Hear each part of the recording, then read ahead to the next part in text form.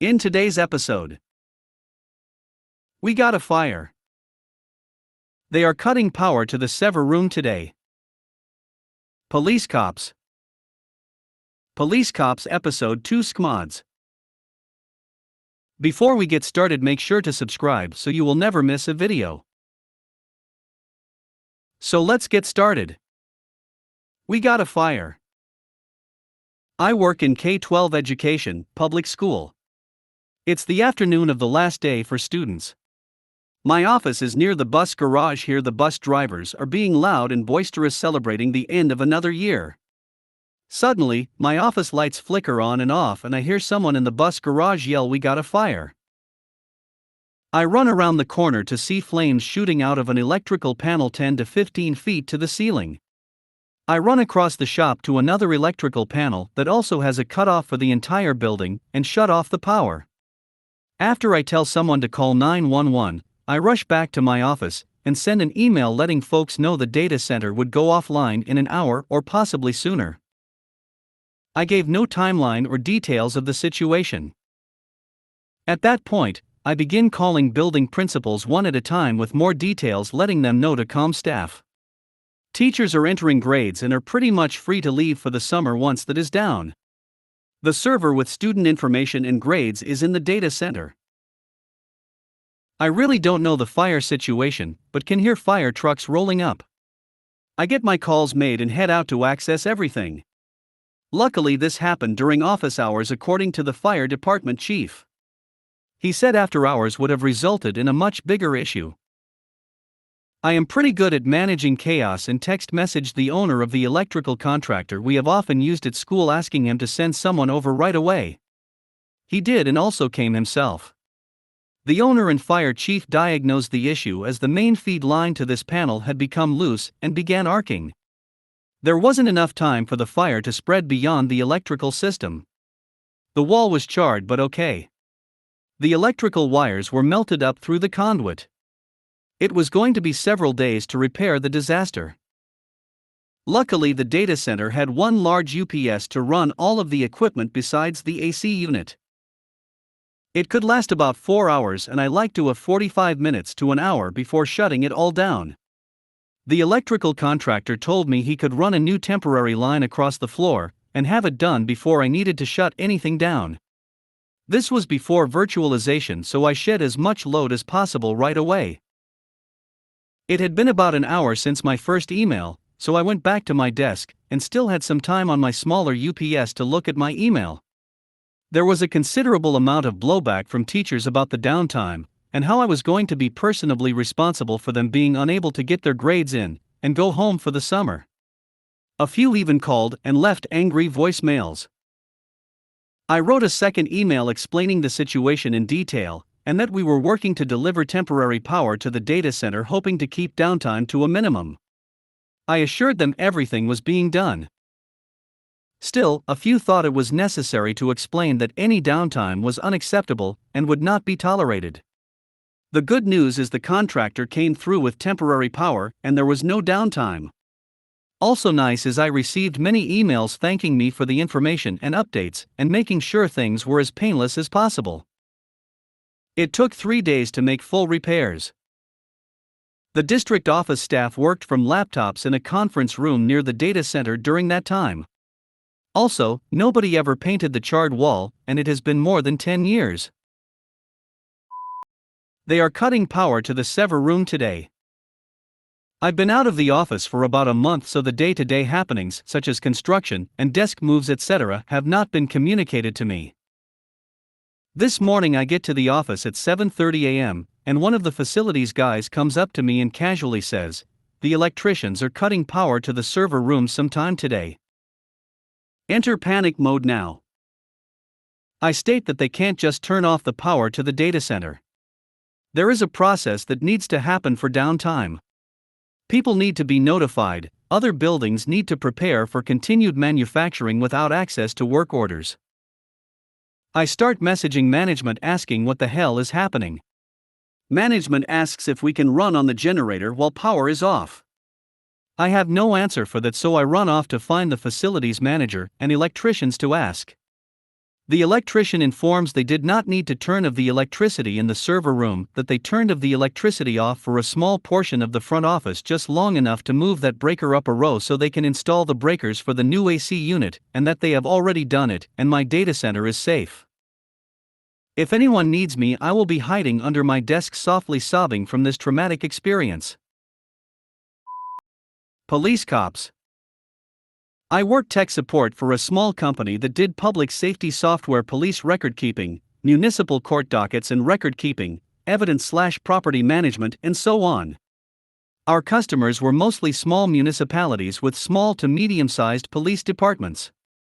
Our standard package included 1 to 2 days of installation and configuration, usually starting on a Monday morning, and then 2 to 4 days of on-site training. After that, any issues were handled by phone and/or email support. One of our techs had spent a week at a new police department customer's location, and everything had gone well. The next Monday morning we get a call. It's the chief on the phone, and he's hopping mad. We get the standard lines from him: nothing is working, I don't know what's wrong, there aren't any error messages, it's just broken. He insists that we return immediately and uninstall everything and issue a refund, or he's going to call the city attorney and start legal proceedings. This wasn't an uncommon threat. Usually we can at least do some over-the-phone troubleshooting, but he's not having it. We escalate his call to the head of support, then the VP of the company, and then the president of the company.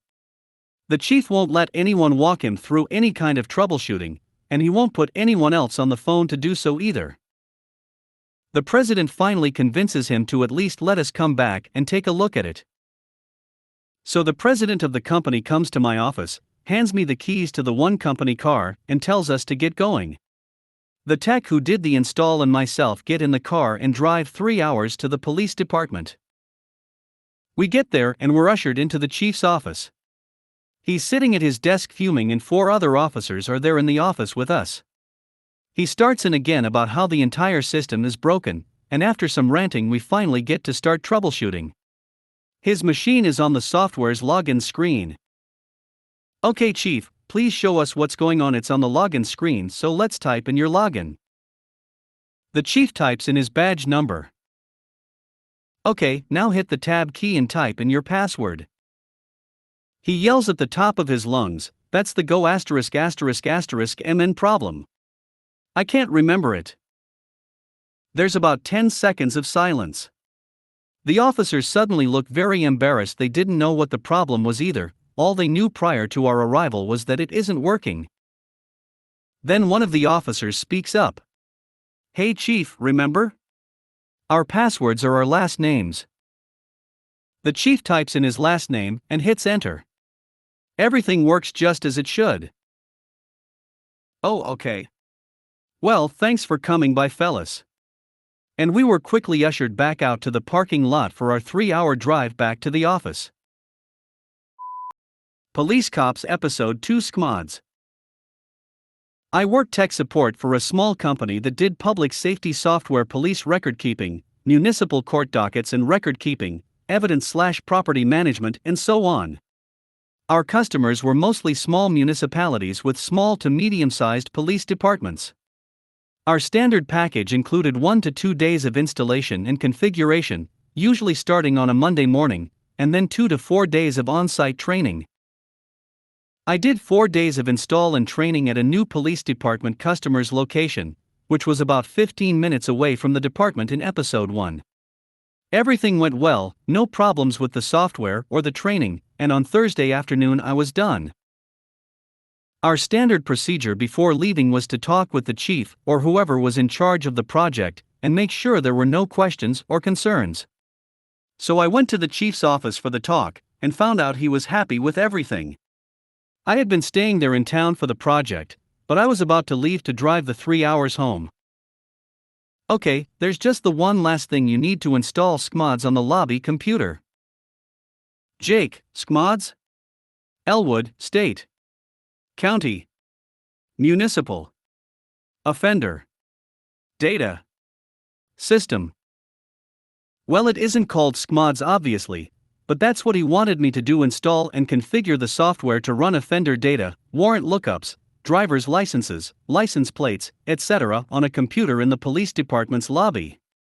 This is a closed system. It connects a department to the state police systems, which in turn interact with other state systems and with federal systems.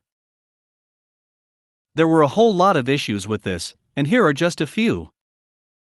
Our company was not an authorized vendor for installation of the software. I didn't have and had never even seen an installation disk for the software. This wasn't something you could just go out and download. Even if I had had the software, I didn't know how to configure it. You couldn't just run it, it had to be configured, and the state systems at the other end also had to be configured to accept the new terminal. I certainly had no contact with anyone at the state, and had no idea who to call, and they wouldn't have helped me anyway. See number 1.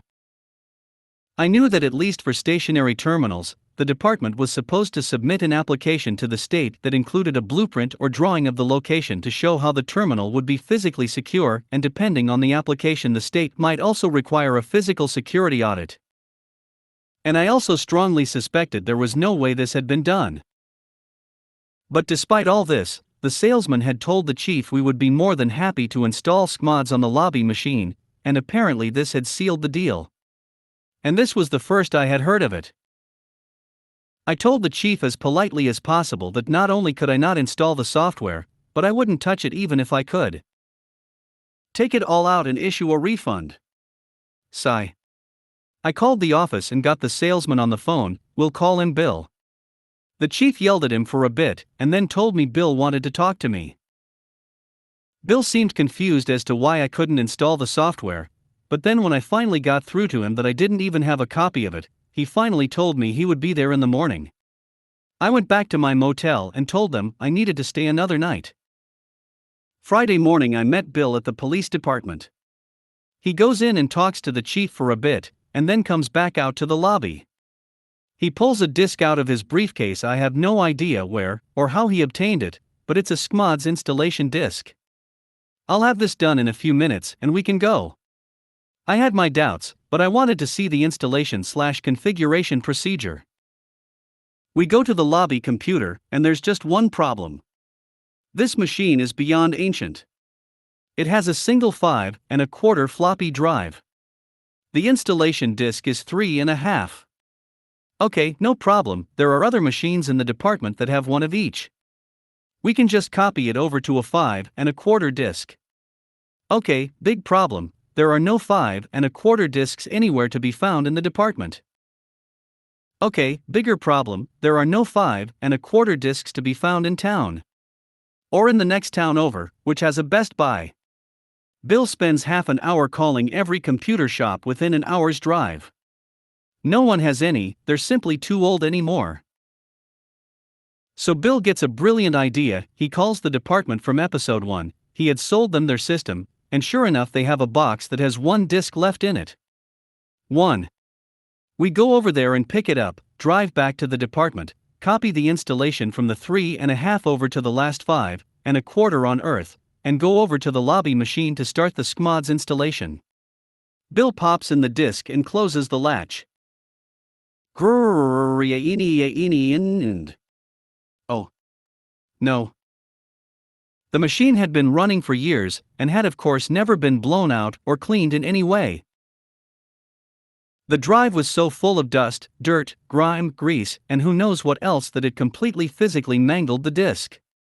When Bill pulled it out, it looked like the last 5¼ on Earth had been run over by a farmer's tractor in a muddy field. Bill looked at the disk. Bill looked at me. Back at the disk. Back at me. I thought maybe he was going to cry. Bill, I'm going home. I walked by the chief's office on the way out, gave him a cheerful "Take care, Chief," and I left.